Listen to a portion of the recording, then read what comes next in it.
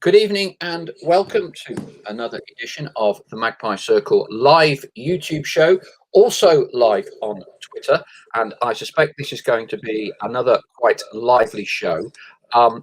One thing I've got here that I want to stress to everybody tonight is one of these. It's a red card, okay? No abusive language, right? No having a personal abuse, okay? We're going to keep it constructive debate. Clearly, emotions are running very high, but as Notts County fans, I want us to have a proper, reasoned, rational debate about the challenges that the club faces. I want to be positive wherever we can be as supporters, okay? Playoffs are still very much in reach, okay? And I'm sure that will be a debate that we have tonight. Some people appear to have chucked the towel in. Not with this number of games to go, not with this number of points to play for, and given that we are a hair's breadth statistically, and that's all that matters, from the playoffs. I also wanted tonight to ensure that we have a proper professional opinion. We're all amateurs. Well, I'm an amateur anyway. And I wanted a professional opinion to give an honest assessment of where we are and the challenges that we face. So who better to get on than a Notts County legend, over 100 games for the club, played in the top flight under Neil Warnock. It seems a long, long time ago now. I brought a few of my shirts out behind me, John, for you. Connor Reardon, thank you for joining us, and delighted to have you on board. Thank you, Paul. Really appreciate being asked. Thank you. Right, and I know you've got a lot of points that you want to talk about, and as I say, I'm an amateur, but Beth is a professional. She's in between clubs at the minute, thanks to COVID. But it does mean we can get to chat to you each Monday evening. Beth, welcome aboard again. Good evening. Thanks for having me on again. No, our pleasure. Our pleasure. There's lots of observations, all sorts of things coming in. Don, the professional view, a man who has represented Notts County at elite level, played under one of the most successful managers the club has ever had, played in one of the most successful teams the club has ever had. What do you make of where we are now? The word, I suppose, frustration is probably the most significant one regarding what's happened throughout the season, I suppose. And Neil Ardley, I talked about Neil before, and I put my hand on my heart and I said, I don't know if he's the man for the job, and I hope I really, with my hand on my heart, hope he proves me wrong, and I hope he gets us up, because that's where this club needs to be. He failed to do that. I never could see that we would achieve it. Even getting to the final last year, I thought we were totally outplayed. But anyway, saying that, recently then, I think it was a huge shock to everyone that he was fired. Or did he go by mutual consent? I don't know. But then we bring in a new guy, Ian, who, is a young guy, has been, in Scandinavia and managed a couple of clubs there and so on. But when I watched his interview on the first day, I was so excited about what I was hearing. I thought he spoke a lot of sense. Every question that was thrown at him, that maybe one or two awkward ones, he went for the jugular and he came out the other side and he sounded fantastic. And I think I said it on Facebook. This guy seems to know what he's doing. He talks a great game. And then you have to then judge, can he walk the walk, as they say? And unfortunately, he hasn't done that, with the games that we've played. And I know, obviously, with the COVID and the games coming thick and fast, and he's not able to get on the training ground as often as he'd like to make his points and so on. But I just feel, looking at the squad, that there is a lot of talent in that squad, and I think there's a lot of lads there that probably need a little bit of a lift, a little bit of motivation to get the team, dominating play. And you've got to get the right tactics, obviously, to suit the players. You can't just say, look, lads, we're going to play like Brazil did in the 1970s if we don't have the players to do it. So, but looking at the team, looking at the lads, I mean, I still think there's a lot of ability there and a lot of heart there that could still get us up, this year, certainly get us into the playoffs. I think that's the least we have to achieve this year, is get into the playoffs. But if we can finish as at second and third, it means you don't play in the first round.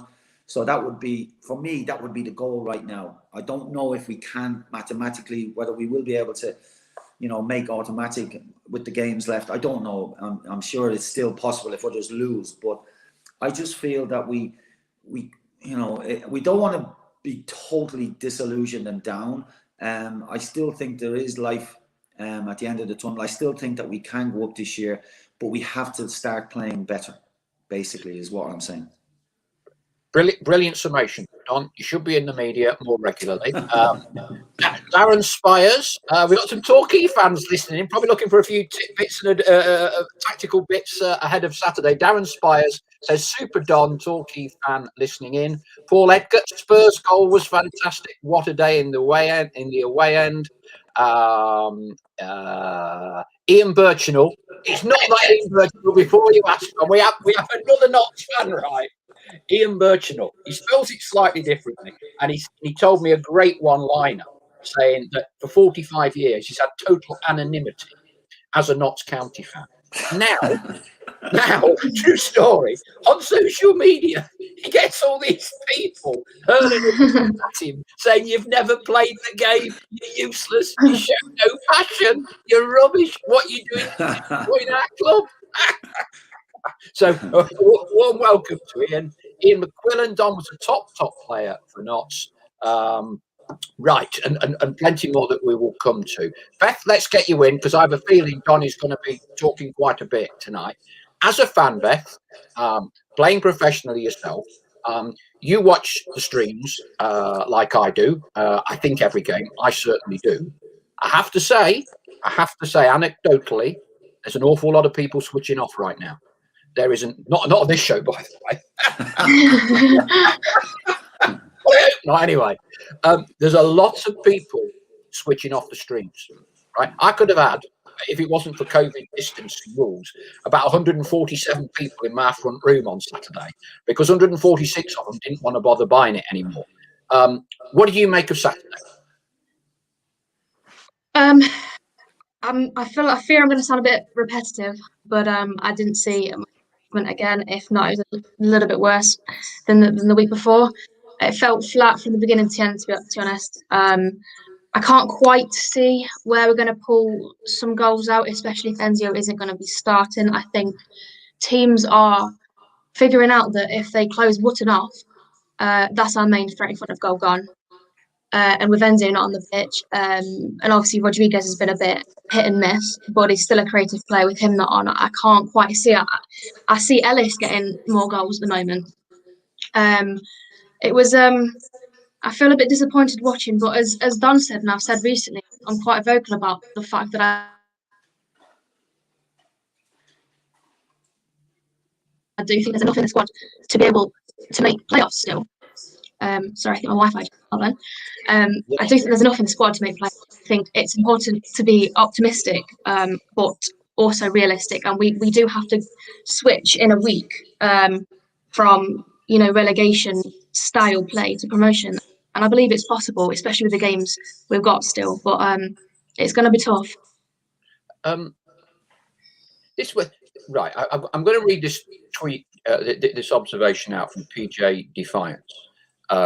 It's borderline, but I think it's a valid point that I want you to pick up on, please, Don.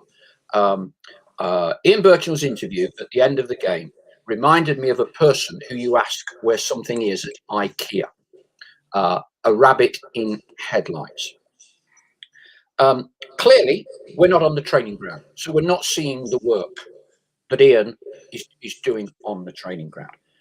You work with Neil, incredibly strong character. How important is a manager's character, his ability to communicate, to have a bit of gravitas, to cope with pressure, call it what you will? Because there is at this moment a concern about Ian's general demeanour and the way, in inverted commas, a lot of fans would say he's struggling to cope. Yeah, I think it was it the after the Hornchurch game, he kind of said, "Oh, doesn't matter," which I think upset a lot of people. It mattered to me. It mattered to our 23-year-old. Yeah, I think never been to Wembley. Everybody would have preferred to have gone to Wembley. There's no doubt, but to kind of say that was a little bit off-putting, I felt. And again, I think was there a mention recently of automatic promotion is gone and things like that, which what is that going to do to the fans? It's just going to make them feel brutal about everything. Look, everyone has their own ways of dealing with the media. Some are brilliant, some maybe a little bit shy, some don't like it. They send out their assistants and things like that. But I think he's got to. I mean, people were complaining on Saturday saying that we had loads and loads of chances and blah blah blah. And people saying, "Hang on, what game are you watching? We didn't see that." So, as a manager, when you're losing games like that, you're going to trying to cover yourself a little bit. But I think he needs to show a little bit more ambition, in my opinion. To try and get these fans behind him by saying, not to tell lies, not to say something he doesn't believe in, but like to say, look, we're a good squad. We have good players. We're finding it a little bit difficult at the moment, to get results, but we are going to work our socks off whenever possible on that training ground. And the one thing we're not going to lack is application, is determination, and fire in our bellies. We're going to go out there and we're going to match the opposition for a fight first and foremost, and then hopefully, because we have better players, technically, we are going to use that part of our game to win the games. I said it last year about playing in Meadow Lane. Any team that comes there should be afraid of their life and should not leave that ground with 1 point in their pockets. Make it a fortress. And then, this new management's setup, I'm saying the same thing. Nobody should come to Meadow Lane and walk away with 3 points like Eastleigh did on Saturday. I mean, it's that's the frustrating part. That really is. I mean, if we can win our home games and not lose your away games, I think it's a really good chance of going certainly to the playoffs. But to lose your home game like this, to lose the game against Hornchurch, winning against Wrexham was a big boost. I felt, oh wow, that's fantastic. He's got to win. It's from a set piece. Did he work on that in training? Maybe so. You're looking for all the positives. But at this moment in time, after Saturday, you're looking, you're saying, where's the positive? Where's that enthusiasm, from the manager? Warnock, he was unbelievable, wasn't he? He was like a tornado. He was everywhere, on the pitch, off the pitch, to the fourth officials. I mean, myself and Dave Langan, ex-Derby lad, we were mates at Derby. And whenever we watched Middlesbrough, we're saying, oh, God forbid, that fourth official is going to get it in the ear. And he's still like that at 70-odd years of age. I'm saying to Ian, come on, Ian, show me a bit of passion there, son. Show the fans that this club is a remarkable club, and we're going to do everything we can possible to get back up. But it just seems so laid back, and yeah, we had a lot of chances. The other week against, what was the away game we lost to on Solihull, was it? We knew, this is a Neil Ardley post-match interview, I'm sure, like he's going, yeah, we know, we knew that these guys were good at set pieces, and, we told the lads and all that. I remember Neil used to say that all the time, but then, so if you told them guys, why didn't they react? Why give away throw-ins? Why give away free kicks in your own half? Why give away corners when you can give away a throw-in and so on? Do these things not come into it anymore? I just don't know. But I'm still praying. There's a game on Saturday now, Torquay against Notts County, my two clubs, and I'm thinking, oh my God, who do I want to win? And, I want, at this moment, Torquay look more likely to win the league than Notts. But by God, if they do, I hope Notts go up in the playoffs. That's all I want. I know it's a big ask, but I think I really do believe that there's more to come from this team, and they need guidance. You know, whether it's Doyler back in the team, you know, who I think is a great addition. He reminds me a bit of myself and my time at the club. I don't know. I just hope that this guy comes up with the answers and makes the team perform brilliantly, and we wipe the floor with everybody we play against between now and the end of the season. Don, that was brilliant. I agree with every single word and sentiment that you have said, but it carries much more conviction and meaning coming from you than it does from me. Okay? Right. I totally agree. Dave Woolley, passion, Don. The word is passion. The manager doesn't even wear the club crest on match days. Mr. M. Terry, Don's hit the nail on the head. Fans want positivity from the top. It then filters down. And I think it's an interesting point. The reality, whether Ian Birchinall wears a Notts County club crest, you know, I've got a Lacoste one on tonight rather than on my Notts gear, doesn't make a blind bit of difference. But when it gets added to your not winning game, it's just another little stick. It's just another little something to hit you with. And it becomes cumulative, doesn't it? And I've worked in my entire life, professional football. I've run a Premier League football club. My particular forte has been public relations, communications. Okay. Ian needs help. Okay.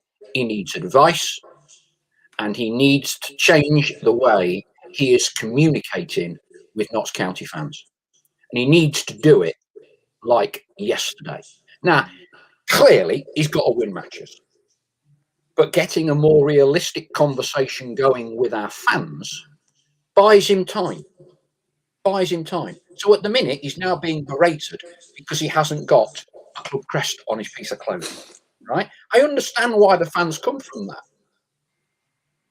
But you know, as a club, Notts need, in the short term, to step up to the plate. Okay? That means Ian, you know, there's been an open offer for Ian to come on this show from the day he arrived. Okay? And he got back to me and said, let me get my feet up under the table and I'll come on. Okay? Now, I'm not precious about this show or about me. He needs to go and sit down with Lee Curtis. He needs to go and do a proper interview with Charlie Slater at BBC Radio Nottingham. Not be dismissive, not have his eyes looking over like that while the questions are being asked, right? And he needs to buy himself some time, because at the minute he's on a very, very, very slippery slope. And other people at the club need to communicate and help him out. We need to hear something from the owners. We don't hear something from the owners. We need to hear something from Richard Montague, who, under the new system, is kind of now the head of recruitment. Okay, I think Ian is really struggling in many respects. Okay, in many respects, and these two get, you know, Torquay coming up is not the game you want. But like you, Don, I think there's enough. There is enough with this group of players to make the playoffs.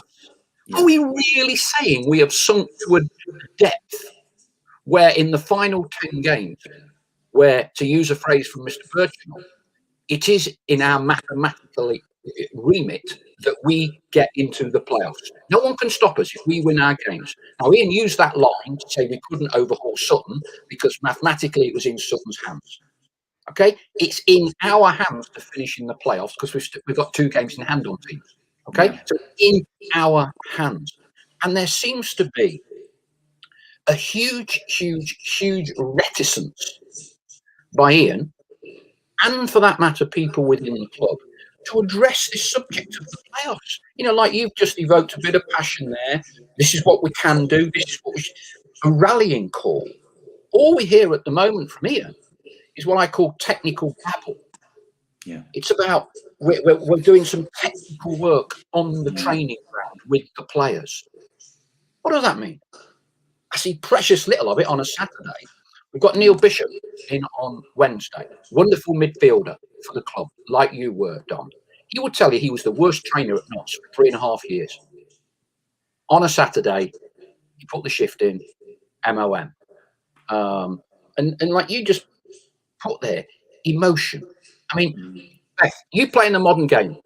Okay, where is the balance? What is the balance between technical, playing through the thirds, 3-5-1-2, false 9, 10 off here, and all the rest of it, and you're managing people?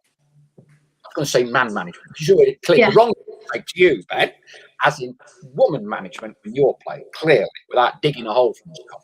Where does all that come in? What do you listen to? Is it a combination of both? There's definitely a combination of both. For me personally, and I think this is as a general, I think man management comes in, if not above technical. I think we often hear the phrase "lost the dressing room." The disconnect with the fans and Ian Birchall at the moment is a potential of summing that up a little bit in the way that he is behind the camera. And like you said, we don't see him on the pitch with the players. But what is his man management like? But yeah, definitely a man or woman management is absolutely huge. And I agree with the comment that was just made. The positivity and the passion and emotion trickles down from the top, and the players need to see that, and the fans need to see that. And the disconnect at the moment is unfortunately what everything is focused on, because it appears to the fans that there's such a gap between what's really going on and what's being reported. It sort of undermines every single fan and player that's just watched that game. We know that was not a good game. We could have had 90% possession, but if nothing's happening with it, these stats don't actually matter. We mentioned on the show last week that we'd rather horrible football and win 6 scrappy games, because we need to get to the playoffs. So I think, regards to your question, man management is one of the biggest things in football. That feeds into positivity, that feeds into confidence on the pitch. So absolutely, yeah. My very good friend, one of my best friends in football, I probably haven't got many, Don. Alan Burton, wonderful guy, and originally a Notts County fan. You might not know that. Grew up in Nottingham, in Baseford, Hucknall Way, Sherwood. My apologies to Birch. We would use a phrase about, would you have him in the trenches? Yeah, and this relates to World War One, where basically you're in a trench, and if you had to go over the trench, there's a fair chance you'd be shot dead. Would you go over with your mates? Yeah, or would you just? And so, that was a phrase we both used a lot. Martin O'Neill used that a lot. Brian Little used that a lot. Give us an insight into why Neil Warnock was such a good man manager, because clearly he's astute about football, but a lot of people say to me, he's not a brilliant coach.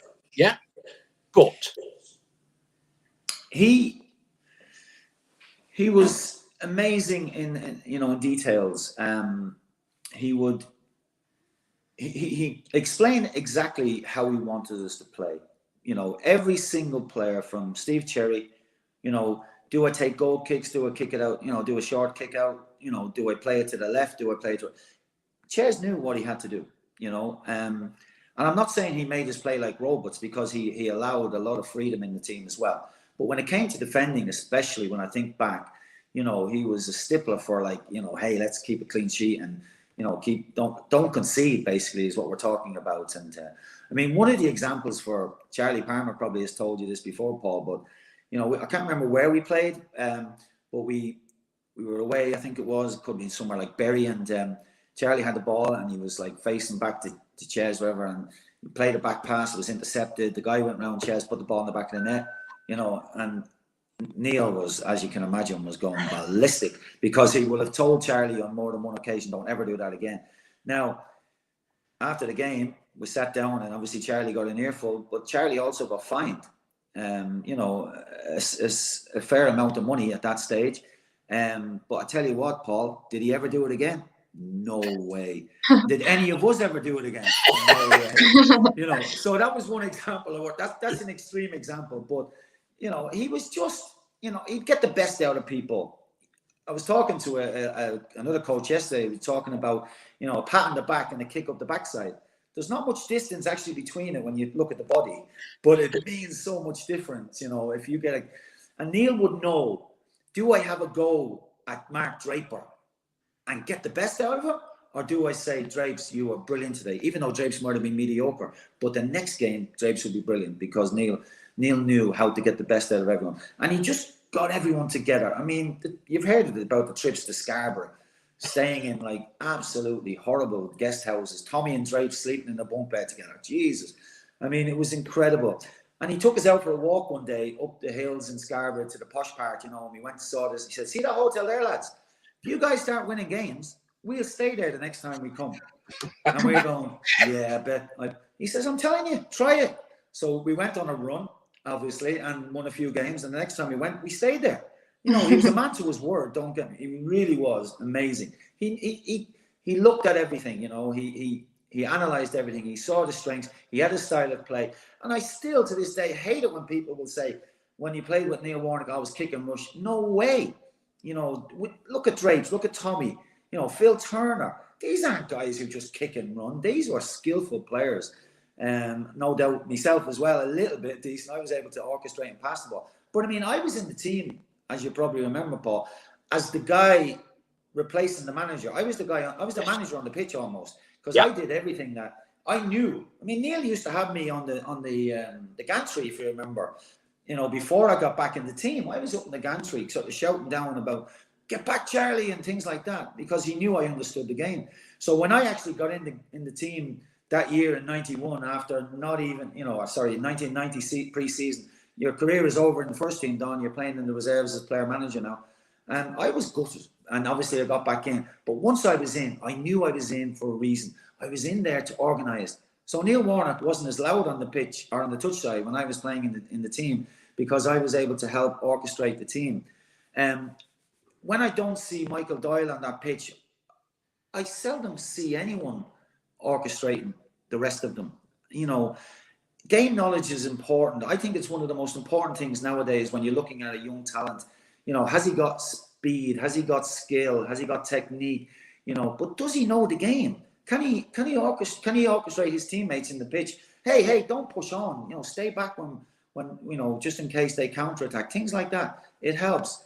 But I still don't know what our strategy is at the moment. What way are we playing? We played the other week against Hartlepool and started off. I think it was a 1-5-3-2, and then the lad Griffiths, who's got ability and sees a pass. He plays probably sometimes more square and back than he does forward, but he made a brilliant over that, crossed the ball in at 0-0. Wotton should score, misses it. 2 minutes later, the guy was hooked. And I think he was taken off not because he just created a brilliant chance. He was taken off because Ian was having problems with their fullbacks pushing on. And because we only had 2 strikers instead of 3, he decided to take a midfield player off, sacrifice, put another striker on so they could occupy the 2 fullbacks. Now, that didn't work. The first goal came exactly from the same side where there was nobody previously, and they took Griffiths off. So whoever should have been on the right side wasn't there. They crossed the ball and we're losing 1-0. And I remember writing on Facebook at the time, saying, I hope we don't, haven't fixed that for the sake of it, because he could easily have said to the lad Griffiths, look, when the ball goes to the left back, get across quickly, or whoever's in the midfield, get across quickly, occupy him, don't let him put the ball in the box. No need to change, no need to change the actual personnel. Leave that kid on the pitch because he's a creator. But look, there's so many things that frustrate. The thing I want to ask, sorry for talking so much as usual, Paul, but the thing I want to ask is, when I believe that Ian was looking at this team for maybe weeks, certainly, possibly months before he got the job. I don't think this happened in 24 hours where Neil Ardley's fired and he's in. This happened over months, I believe. And he had a chance, and I think he actually said it in his interview. He had been watching the games. So he's watching the games. He sees what the players are like. He's not coming in like thinking, oh, geez, I wonder what this guy is like. I've never seen him play before. I think he's seen him. But I never heard him saying, look, I'm here now. There's so many games left. I can't remember exactly how many was left when he came in. To say there's 20 games left. I'm going to get us up this year. I didn't hear the director, the chairman, the 2 boys coming in and saying, we brought Ian in to replace the previous manager, Neil, because we want to go up and we just felt we were a bit stagnating at the moment. And now Ian is going to come in and give us that final push and we're going to go up. I don't see that. I didn't hear that. Maybe I missed the press conference. I don't know. But I've not heard anyone come out and say, we're going to get promotion this year. We're going up. That's the plan. That's the aim. I don't see it. I didn't hear it. Maybe I missed it. Did you? I don't know. Did you guys hear anything like that? Beth? Yeah, I'll tell you afterwards in a minute. I think the only thing I've heard is a brief kind of answer to a question, what's the short-term aim? And it was a bit of a brief, well, of course, in short term we'd like to get up. But I agree with you in that there needed to be a passionate response immediately after the appointment was made, both from the brothers and from Ian, to say, look, this is my job now. Yeah. Whatever your plans are in the long run, that's the long run, whatever. Yeah. But for now, this is what we need to do. And I am yet to hear or be persuaded by that in any of his interviews, or the brothers for that matter. So I agree with you there. Don, you're absolutely right. These are my thoughts being enunciated in a very gentle Irish brogue, rather than my horrible Nottinghamian accent I lapse into when I'm talking about Notts County. When I'm all the way around the world, I put the Queen's English on and I talk properly. I lapse back into my horrible Snenton Nottingham accent. Don, I am back on about this from day one. And my personal view, that's got a reasonable degree of insight, is that this is viewed as a long-term strategy, a long-term appointment. He was given a 4-year contract, and I have seen no sense of urgency to maximise the club's position. Because effectively, when Ian has come into this job, as opposed to having to battle his way through a 46-game season to get into the playoffs, all automatic, he's missed out on 32 of them games. He's only got 14. What would you rather do? Try and get up with 14 games with the team already in the playoffs? Or you give it it's a long-term project, right? There is no long-term project with Notts County in the National League. I'm sorry, there isn't one. You might have a longer-term strategy, but that has to be pinned under the short-term objective of getting promoted.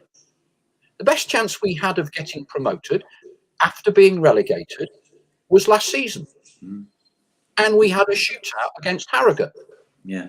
We got battered, right? That was our best chance of going up. Our second best chance of going up is this season. Because we're in the playoffs 80 to 90% of the time. We've still got some parachute funding. Next season, it's highly likely the academy will be closed down, certainly dismantled in its current format. So you're effectively then going to have no in-house young players coming through. And if what I understand to be correct is correct, you are going to have a wholesale clear out of players this summer, and a recruitment model in which Ian is a component. You are going to have statistical data prepared by Richard Montague and his team of analysts, videos, blanket emailing of agents, canvassing for players to identify, if you like, a certain talent pool that conforms to age, conforms to certain technical requirements. Those players are then exhibited to the manager, and the manager can have his say. Now, the reality this season was that Neil signed some players, and we all know who they are. He likes Ben Reeves, and then the owners, or the hybrid model that was presented to Neil, involved the likes of Eli Sam, Rodriguez, Casper Sloth. Left to his own devices, there is nowhere in a million years Neil Ardley would have signed those players. So we already have a hybrid situation. Now, if you want my personal view, I believe Ian has got the job as much because he is compliant with this model. What nobody has been able to, or the questions I would love to ask in a fair and balanced way, would be, what leads you to believe that Ian, who has never won more matches in a season than he has lost, okay, that I'm sure Ian don't want to hear that. I'm sure he don't want to hear me talking about that.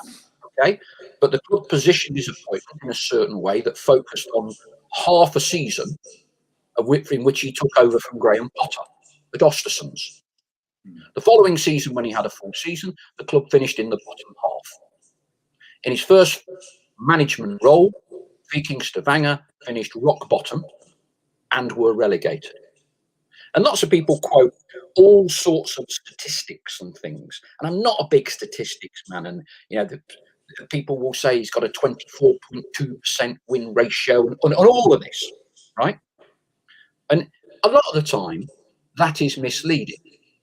Because, for instance, Kevin Nolan would have a far better win ratio probably than Neil Warnock by the time you factored in Neil's losing season in the top flight. Clearly, you are not comparing apples with apples. Ian's not come from the Premier League, right? Managing Burnley like Sean Dyche, who's probably only got a 30% win ratio. He's been in Sweden. He's been in Norway. Now, to be successful at Notts County, irrespective of whatever the project is and isn't, you're going to have to win 50% of your games, because the objective is 85, 90 points, whilst we'll never get out of this division. What I would love to ask people is, what gives you the comfort and the confidence that Ian is capable of winning that number of games? Because he's never managed to do it before. That doesn't mean he isn't going to do it at Notts County. Neil Warnock, when he came to Notts County, was a serial winner at Scarborough. He was a serial winner at Burton. James Rowe, not a dissimilar background to Ian Birchnall, but he was winning every week at Gloucester. So he's already got in to a model and a mindset of winning matches. I'm a massive believer, probably like you, Don. Winning is a habit. Winning is a mentality. Yeah. Thoughts? I look at the National League, and it's probably out of the other four divisions, and I know the Championship is hard to get out of as well, but like the National League is a very difficult league to get out of. It really is. And you need, as we said earlier, kind of a certain group of personnel who know what they're doing to get out of it. There has to be a strategy from day one. This is the way we're going to get out of this league. This is the plan. Again, we go back to the Tottenham game back in my day, and the next day we were in. Why are we in on it's normally a day off, but Neil Warnock had us in the next day because he had a plan that we could actually win promotion again. Second year on the trot, back to back at Wembley. He brought us in, and that was early March, I think, wasn't it? So we've gone from March, obviously April, May, and obviously went up in June. But the run of games that we put together was fantastic. I can't remember exactly. I don't know whether we lost at all actually in that, between the Spurs game and the Brighton game. I'm not sure, we might have done, but it was a phenomenal run. There was a plan. As I said earlier, we knew a strategy, but there was even a bigger strategy, because when he brought us in that day, Beth, you never believe it. We're all sat in the dressing room. We're going, we can't be training. Yeah, the gaffer says put your kit on. Okay, everyone puts their kit on, and then do we need our boots on? No, you're runners. So the runners meant running around the track. That would normally be it. Like me going, what? Played a match yesterday. We're going to run around the track because we lost. And then 5 minutes later, a message from the manager, over to the sponsors lounge. And we went over to the sponsors lounge and going, what's going on? Mick Jones, Neil Warnock, one of them walks in with a case of bitter, another one with a case of lager. And everyone has to have a drink. Nobody, I'm driving. No, have a drink. We all had a pint. And then like he was going, what about yesterday? And we're going, yeah, it was great. It was a great experience, all that. And then have another drink. No, have another drink. So we had another drink. And then after about 3 cans, we were talking. He was saying, do you think we can go up this year? And from the beginning, we were all kind of going, maybe, Gaffer. After 3 pints, we were all going, for sure, we're going up this year.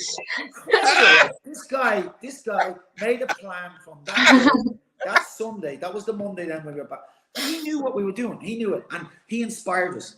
And that's what we're looking for. We need this guy to inspire us. We need him to inspire his players. We need him to inspire the fans. Because otherwise, it looks like a non-runner. It really does.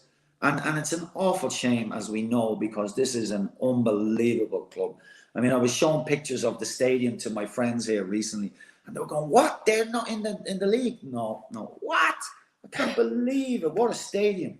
I said, "Yeah, well, Dean Yates paid for that stand and Craig Shaw." But it was, it's, as we said at the very beginning, just sheer frustration, and we need it. We need this guy now to step up to the plate and say, right, this is it. But has he got them attributes? I don't know. We're all different personalities. I like to talk, as you know, but, maybe he doesn't, as I said earlier. So I just hope that he changes something to make it all work, because we can't, God knows how long it will take us to get out of this league if we don't go up again this year. It's sad. It's really sad. Follow that, Beth Curzon. I just want to say that I could listen to you all night, Don. It's so interesting to hear. Honestly, it's inspiring. But I've got to say again, I agree with every single thing you're saying. We spoke about this a lot before. The teams that are going to be coming down relegation, they're getting the parachute payments. All this is happening. They've got a better chance than anyone else. They might go straight back up. It's what we should have done last season. And by the clubs that have done this and come down, they've spent 5-6 years trying to get back up again. We know that every season longer that we spend here, it's going to be hard to get back up. And that's why the importance of having to go up. Yeah. Now, but I absolutely wholeheartedly agree with everything you've got to say. To be honest, Don, I could listen all night. Move the subject slightly different way, because I think we all value your input immensely, Don.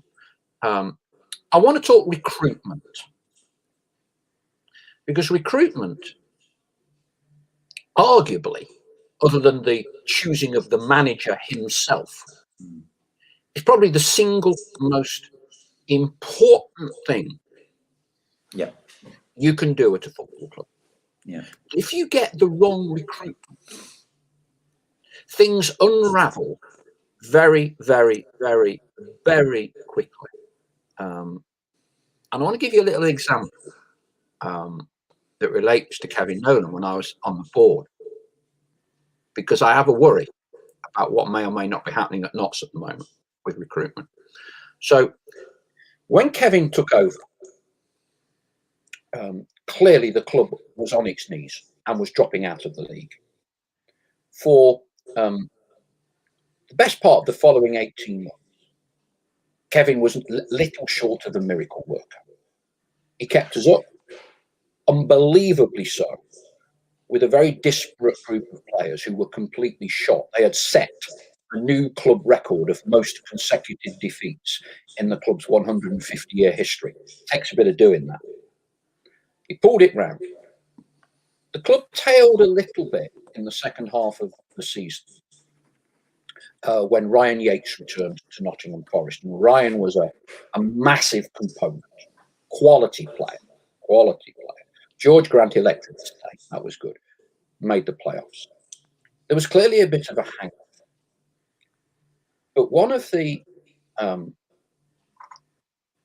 concerns, and I was never able to get to the bottom of it, because when you're a non-executive director, you might as well not be there.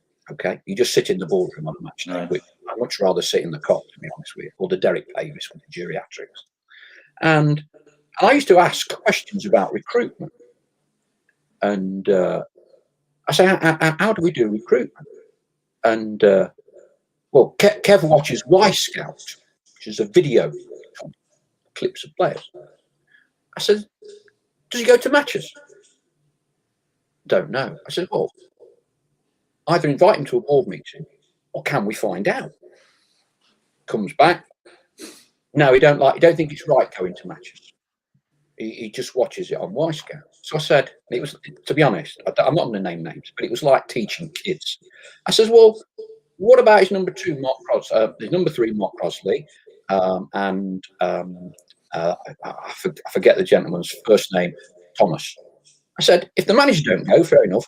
Do they go? No, not really. Yeah. Right, okay. How are we recruiting players? And the claim was, well, you don't know where the players are. So Alan ends up recruiting some guy that claimed to be a football talent spotter and agreed a contract with this guy for £60,000. And I said, who is it? It's so-and-so. So you know what it's like, Don. You know everyone in the game. I know most people in the game. You make a few inquiries. Oh, you would not believe the bad reports. Alan had taken him on. Okay. I said, what does Kevin think about this as a matter of interest? And he goes, well, not much. I said, well, how's that dynamic going to work? Well, not bothered. He'll have to have what we give him. I said, are you real?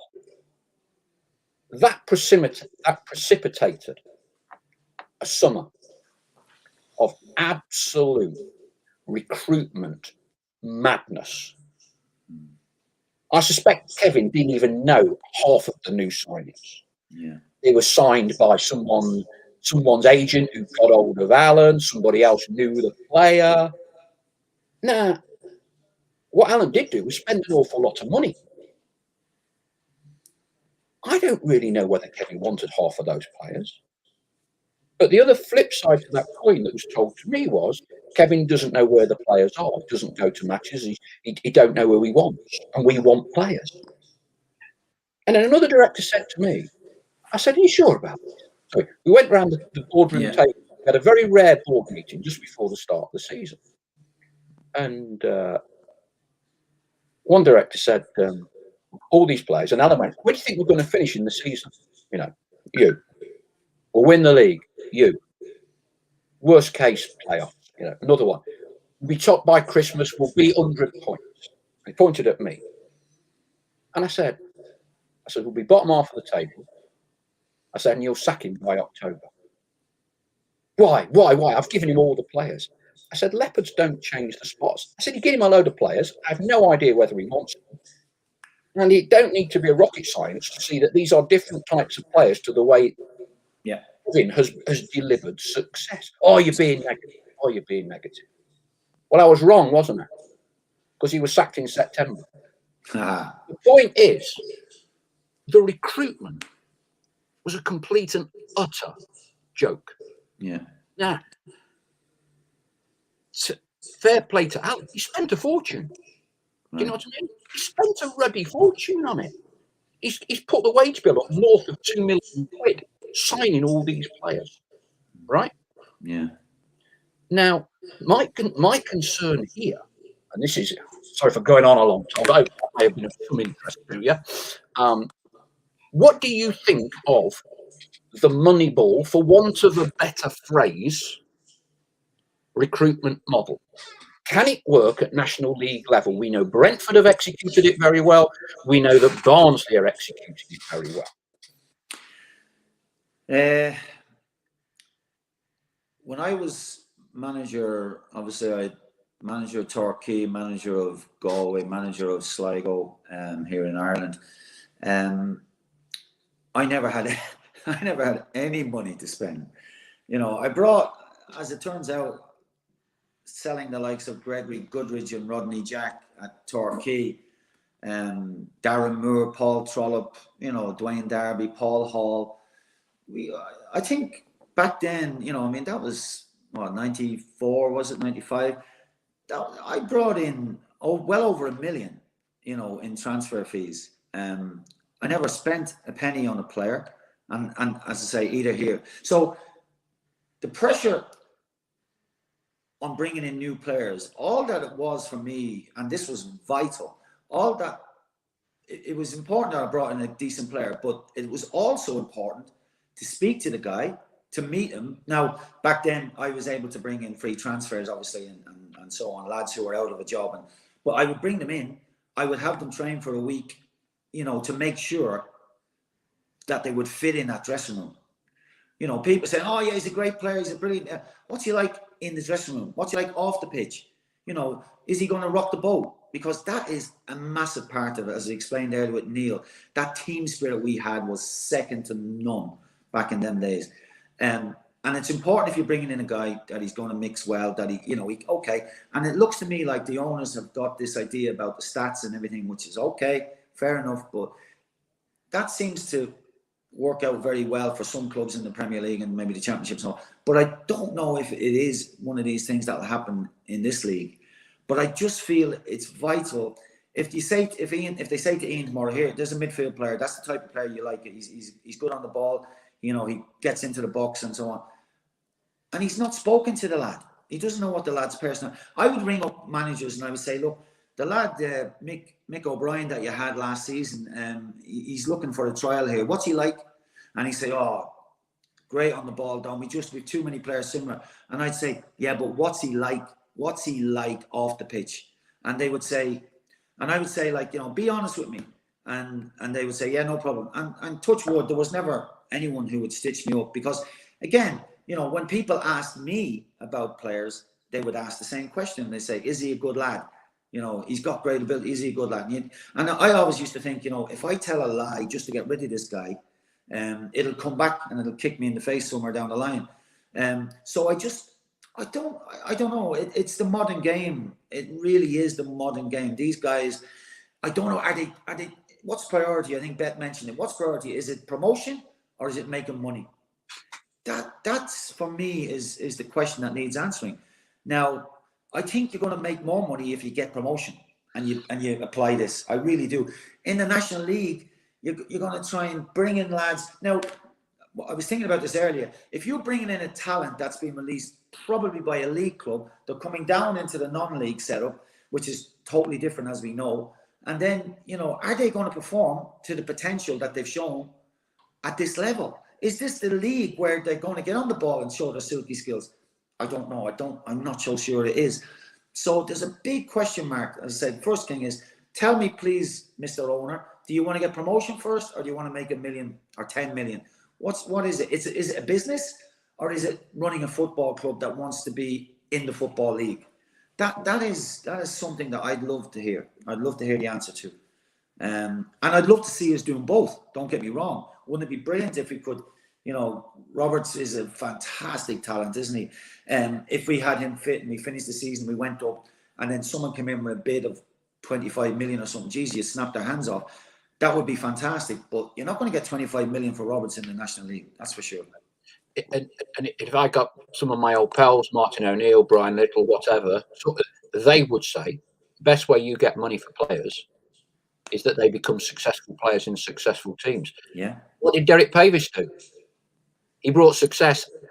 And, as you said earlier, yeah, where did the new stadium come from? Yeah. By selling Craig Shaw, yeah, Dean Yates, Mark Draper, Tommy Johnson. Yeah, absolutely. And they came through the academy. Yeah. Not video scouted and all the rest of it. Yeah. And one thing I would like to just clarify with regards to Kevin was that I subsequently spoke to one of Kevin's sort of left, right hand people. And I mentioned this about recruitment because I wasn't hands-on in any stage of all of this. And they said, that's rubbish. They claimed that Kevin had gold, silver, and bronze transfer targets. Someone somewhere was telling porkies, right? The point here is recruitment ultimately killed Notts County that season. Right. Recruitment. And it very, very quickly unravelled. Beth, again, you're playing in the modern game and clearly you are earning contracts and you were in Bulgaria, you're hoping to go abroad again. Much as Don and I go on about it, the world has changed, and there will be more reliance on new technology. Yes.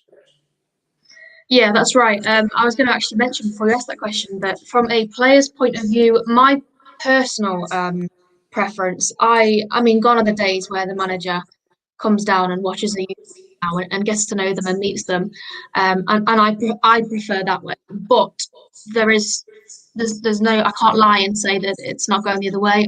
As a player that has been recruited through this way, I went to Bulgaria through video footage, that kind of thing. From a player's point of view, which is interesting, is it fills me as a player with some anxiety as well, knowing that I've not met the manager in person. I may have had a phone call, but he doesn't know how I play. He's seen footage. You can chop and change footage. You can see a whole 90 minutes, but you're not there. You can't hear how you're commanding your players, like Dom was talking about. You can't see how you're shepherding your centre backs. You know, there's so much going on that you can't pick up from a video footage. So the anxiety there is also not only with the management team, but with players, I believe, because me personally going to a team, especially abroad, that was firm in the back of my mind that I don't know the manager doesn't really know me. I don't know the club and the players. I mean, the camaraderie in the team is really important, and you need to be able to bring players in that match the players you already have. And not at the moment, it feels like a bit of a mismatch in who's coming in. You know, you can think of the likes of Sam and Rodriguez, obviously with this kind of approach and bought in compared to the likes of Doyle. It's obvious the difference, and you know, we can look at the people like Rodriguez, Sam, and see they're not getting on. So based on these kind of recruitments, it doesn't fill us with too much future if that's what the approach is going to be with 100% of the players coming in. But it's an interesting one. Yeah, I mean, you've alluded to that there, Beth. So I think it's fair to say, Don, Eli Sam and Ruben Rodriguez, along with Casper Smith, were kind of three marquee signings with the new approach. Casper Sloth got the tin tack before he'd even made the trip to Dover, because he didn't want to make the trip to Dover to be on the bench. And so he went before playing a game. So before we kicked the ball in the National League, he's off down the road back to Denmark. Eli Sam was played wide left, coming on and off the bench. Rodriguez was kind of used one in two by Neil. We now have a situation where Eli Sam started at centre forward in one game under Ian, came off after 45 minutes. Both were not included on Saturday at all and were called out by the manager afterwards. The new lad Griffiths, who was signed on video analysis alone by the owners, having been presented to Ian on Sunday after Doyle was injured, started, brought off after 45 minutes, brought off after 36 minutes. He has subsequently started and played the game. Now, conspiracy theorists would abound here. That doesn't bode well. I'd also like to throw in, for each of the past two seasons, because this is a parallel with Alan. When Alan was at the helm, and he's now viewed as the devil incarnate, get that, it was on his watch that got dropped out of the league. Didn't drop out of the league because he pulled the plug on the funding. Didn't drop out the league because we suddenly got rid of all the expensive players. He bought them in.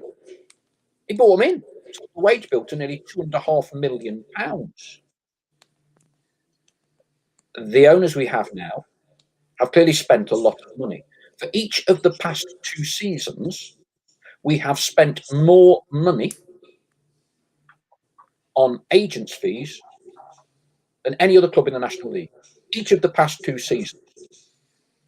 Logic would say to you, if you're paying the most money to agents, you're probably paying the most money to players as well. Because why else would you pay large agents' fees if you're not purchasing players that would command relatively large salaries? Now, Have we got value for money? I would respectfully say we haven't. There are talks and there are whispers that our head coach has intimated that he wants a clear out at the end of the season. In the space of 2 months, the whole thing has imploded. But once again, the challenges that the club are facing is almost because we've spent too much money, which is quite unusual.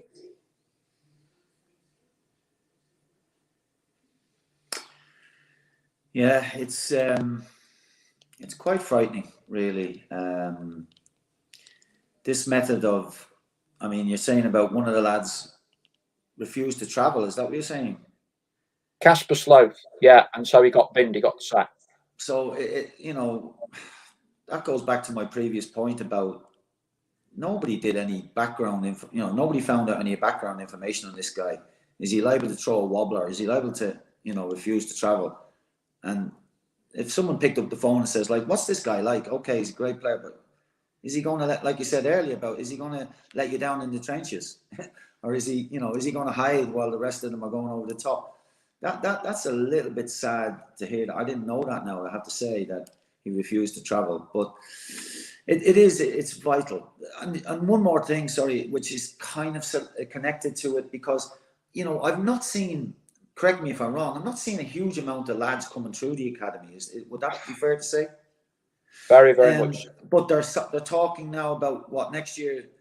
Is it next year if we stay in this league, we won't have an academy, or is it anyway?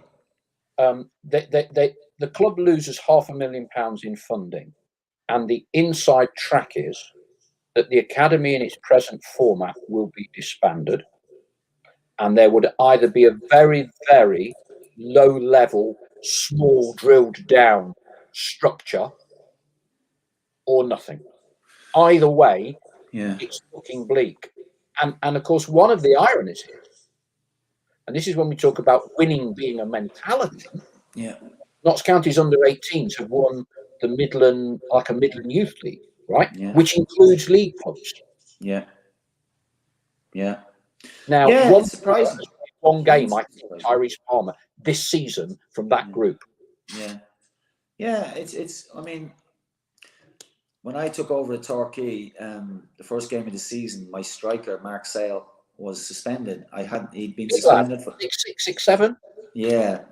We'd gone to pre-season. We had our plan. We knew what we were going to do. Now he was good in defeat. It wasn't just flicking it on. He was good in defeat. But I found out, on the Monday, the secretary said, "Do you realise that Saley was, when you sent off at the last couple of games of the season, he's only served one match then?" And I went, "Yeah." And he said, "Oh, he was 2-match ban." And I went, "What does that mean?" He says, "Oh, we're playing Walsall Saturday. He's not available." What? This is on the Tuesday. So Tuesday night, I'm out watching Rodri Giggs, who was Ryan Giggs' brother. He's one of our apprentices, playing a local friendly, right? And there's another lad playing up front, a lad called David Bing. He's like 6'1". He's only 16 years of age.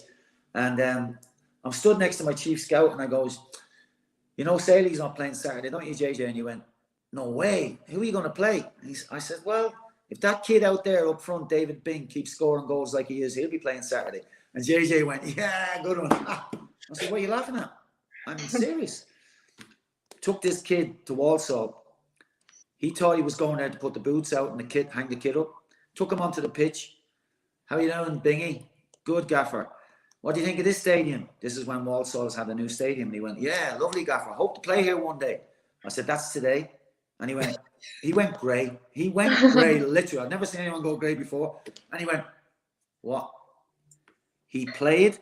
He scored 2 goals. He got a yellow card. He beat Lee Sharp's record as the youngest player ever to make a debut for Torquay. And we won 3-1. And I'm thinking, this management game is so simple, isn't it? Unbelievable. But have you not got it? In a club like Notts, in the National League, if you don't have an academy, but again, like I said, where are these kids? Are they coming through? Are they being given a chance? It doesn't seem to me like they are. The young lad Griffiths, how old is he? Is he 19, 20? He's come from another club to fill a hole. Did we not have a kid in the under-18s that could do that job? Surely there has to be some talent coming through. And I think it'd be a disaster if we were to lose the academy, but that's just me. It would be a double disaster if we don't get up and we lose the academy. My goodness me. I dread to think what would happen if that situation happens. But the owners are obviously looking to try and make a killing on selling players. Well, invest in your own kids. That would help as well. If you bring in someone like Roberts, who is a class player, I agree with that, no doubt. He will. I'm sure he will probably move on at some stage in the future. But you've got to have a steady flow coming through, like we talked about earlier. Yates, Johnston, Draper, my God, they were fantastic kids, as well as other kids who went on and made great livings in the game, who were in the academy at that stage. But like I said, I really do hope this guy, Ian, please, prove me wrong. Prove to me that you can do this, that you can get us up. Even if we finish the season off with a great run and unfortunately we lost in the playoffs or something, but you see that desire from the lads when they go out. They want to play for the manager. They want to play for the shirt. That I don't think. I mean, it's not a lot to ask, is it? It really isn't. I just know what this club is capable of, obviously from my time here, and it's a crying shame to see us where we are. And I just hope it changes as quickly as possible. Because them fans, them unbelievable fans. When you look back at where we were at Wembley, 2 years on the bounce, the number of people that came, the M1 was black and white on the way home after the Brighton game. It was incredible, and I just want to even a smidgen of that success, please, by winning the playoffs. It's not a lot to ask. I want to try and finish on a positive note, Beth. So. Someone has very kindly put together all the remaining fixtures. Okay, and we got 12 left now. So here's our running. Torquay away, Eastleigh away, Altrincham away. I think they furloughed half their squad. Sutton at home, Barnet away. I'm not even sure they've got any players. Maidenhead away, Bromley at home, Wrexham away, Weymouth at home, Bromley away. I reckon we need to win 6. I get you in the playoffs. Are we really saying that is beyond us? To me, yes, it's not. We've got to do it. We've got no matter how we perform, we've got the squad to do it. It's going to be hard. We know from recent games that we can't take for granted positions of the opposition. When we think of Kings Lynn and things like that, these are challenging us, and they have figured us out. So they are coming with confidence, and we're going away and playing teams on a good home run, and it's going to be difficult, but it is just something we are going to have to do, and we have more than enough games and more than enough quality to absolutely do it. So at this point in time, it's about optimism, it's about positivity, it's about confidence. And if all these things can come together, it's more than doable. Because we've had some horrific performances, and we are where we are. We've been in the playoffs most of the season, so it's doable. And I still do have confidence that although things are going wrong and we're struggling, we can do it. And it's about that belief, isn't it? I'm going to give you the final word in a moment, Tom, and absolutely agree with every sentiment you said there, Beth. It frustrates me immensely that it would appear, either consciously or subconsciously, it's certainly being allowed to happen.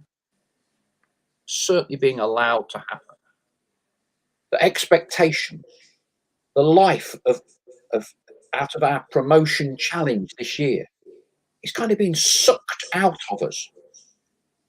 It's kind of like no one wants to talk about it. There's a throwaway soundbite at the end of an interview. Yeah, of course we want to stay in the playoffs. Of course we want to get back in the playoffs. But we hear previously 5 minutes of technical babble that means very little to fans, that doesn't energise fans, that doesn't enthuse fans. After one of the worst pandemics this country has ever known, when the whole fabric of our society has been pulled apart we will be allowed back in to watch Notts, I'll get this right, against Weymouth in May. Are we not really saying we don't want that to be a promotion playoff party? What an incentive to give something back for the players, for the fans, right? Weymouth should turn up that day and be 3 down after 20 minutes. The Cop should be sucking that ball into the net, getting us into the playoffs. And this kind of downplaying of the importance of promotion is clearly affecting fans. Dale Pikett. Yes, Paul, that is beyond us with this team we have. I disagree, Dale. I really disagree. We are not trying to finish in third in the Championship. We are in the National League. A third of the clubs in this league are furloughed players. They've got half a ruddy squad. This group of players are good enough at this level to win as many games as they lose between now and the end of the season. We should be worth a 2-goal start at home game against Weymouth. Even if you're not going to get carried away, at least keep us in the melting pot till we get Weymouth at home. And as you would know, John, it's not about how you're playing 12 games out. When you go into the playoffs, 2-3 games out, get a little bit of momentum. Chesterfield have had a phenomenal momentum. They've lost a game now. They've lost their star striker. Who's to say whether they will be on fire or not in 6.5 weeks' time? Yeah, I think this is almost, and I'm sorry, the owners, everyone connected with Notts County Football, Richard Montague, the analysts, the video production people, whatever it is that they do, the club's press department, and Ian, they're all responsible. They're sucking the life out of this club. I promise you, when season ticket renewals come out, it'll all be, we're on a fantastic project, we're on a great journey, we need your support. Yeah? Right now, it's, we're going to get some technical work into the players. Of course we want to stay in the playoffs. Yeah, of course we want to get back in the playoffs. It's about performance levels. I was really pleased with the performance. I thought we dominated the game for long periods. I don't give a damn. 99% of all Notts County fans don't give a damn whether we dominated the game or whether we didn't dominate the game. They're bothered about us winning 1-0. As my good friend Martin O'Neill would say, a team that is useless wins 3 games 1-0 on the trot with 94th minute penalties, and it's their only shot on target all game, Don. By the time they're playing that 4th game, confidence, momentum. And I'm sorry, this group of players is good enough. I believe the character and mentality in this group of players is different to the group of players that came down. And I've gone up many times on record as saying I thought that was one of the most toxic group of players, of bad apples I've come across in 35 years of professional football. This lot ain't like that. In Neil's last games, they were 2-0 down away from home and came back to 2-2. That tells me there's some fight. They strike me as being a little bit confused at the minute. Clearly, everyone's making excuses for why over the next few years we're going to do it. How? What leads you to think that next year we will be better than we are now? There's no substance to support that. I'm not saying we won't be, but crikey, we have a wonderful opportunity to get into the playoffs. Defeatism breeds defeatism. You know Martin O'Neill like I do, Tom. Remember that time I was on that all-night session in Galway on the Leicester City pre-season tour? I think I knocked off about 11. I think I was going up for breakfast when you, Robbo, and Martin came back in. But you take whatever crumbs there are on the table. You never, ever, ever, ever quit, do you? Neil never chucked it after allowed that heartbreaking FA Cup defeat where you had every right to be furious. Gaz stayed on the pitch, Paul Harding, all the rest of it.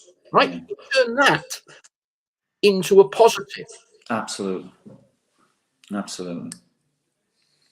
So come on, any kind of hide on. You give us another one of them speeches that you started with. Yeah, I'm just, I'm looking at the loss of Roberts is a huge blow. I think everyone would agree. But when I look at, the three guys up top, if I was playing with three strikers, I would play Knowles, Knight, and obviously Wootton. I'm looking at them three guys now. There's pace, there's ability. The Wootton can score goals if he's given the right supply. Even though I know he missed the one the other week against Hartlepool, as you said. But losing Roberts is massive. But to have these three guys available on the pitch, I don't think there's a better threesome in the league. But these guys need supply. If we can get the ball to these guys, we will cause teams problems. But that means we've got to, be careful about, are we playing out in the back? Are we keeping the ball in our half? Do we need to get the ball into the other half? And I'm not saying just kick it long and chase it, but can we get it as efficiently as possible up to the strikers, get the midfielders to join in, get it wide, get it in the box? It's not rocket science. But I'm like we're talking about positive, try to end on a positive note. When I look at them forwards, I see positive players. I'm like, even Rodriguez, I think you mentioned him, Beth. I like that guy. I think, again, he probably needs an arm around the shoulder. Come on, you can do this. But is anybody putting the arm around the shoulder and saying, come on, you're going over the last half an hour. Can you turn this game for me? I don't know. I don't know if that's happening. But I think he's a very skillful, technically gifted player who could make a big difference in the running. So you add him to them three, and you've got four players attacking-wise. We always say, don't we, defending is much easier than attacking. It should be, because to create, it's much more easy to destroy than it is to create. So it's more difficult to score goals than it is to stop them, or it should be. So if that's the easy side of the game, let's see, can one of the coaches work on these guys and the other coach obviously work on the attacking side, and then bring them together, but everyone knows the same strategy. And if we do that, if we go out knowing what the strategy is, what the opposition's limitations are, what their strengths are, let's not give a free kick away in a dangerous area. Don't give a stupid, silly free corner instead of a throw in. Don't give a throw in level with you. Kick it up the pitch at an angle so it goes out the halfway line so they can't throw the long ball into the box. Are these things being related to the players? I don't know. But I really believe that with them guys I've just mentioned, them four names, I think they have ability to score goals if we play in the opposition's half. Because we're not going to score in our own half. We've got to get the ball up there. And this sounds so easy, but it is easy. It is easy. Get the ball into midfield. First look, it's got to be forward. Don't go back. Don't go square. Can I play that ball forward? Before the ball comes in, do you scan? I look at our players. I don't see it. I'm teaching kids of 6, 7 years of age, scan before the ball comes to you. You look at the lad Foden from City. Okay, amazing talent. But I looked at a video online recently. I actually reposted it. And in something like 8 seconds, he looked 6 times. Okay, brilliant player and so on. But you can teach that to players, even at professional level, to know what's behind you. So instead of going back to the guy, you had time. Or do they communicate? Pass the ball into the midfield. Turn. Put a message on the ball. Little things like that. We don't, if Dyler is not in that team, I just, as I said, I see him as being a guy, whether it's in the dressing room or whether it's on the pitch, I see him having a big influence, positive influence on the team. And I hope that the manager finds a place for him in that midfield and he can play them 3 strikers all at once, even if it means dropping one into the right side of the midfield or something like that. I just think we've got to go at teams now. We've got to try and win games and not wait to get sucker punched by a long, silly throw, second ball, second phase. It's happened too often, and we need it to change very, very quickly.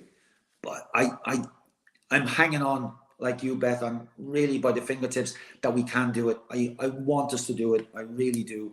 For every Notts fan that's out there, because they deserve it. They really do. Don, brilliant way to end the show.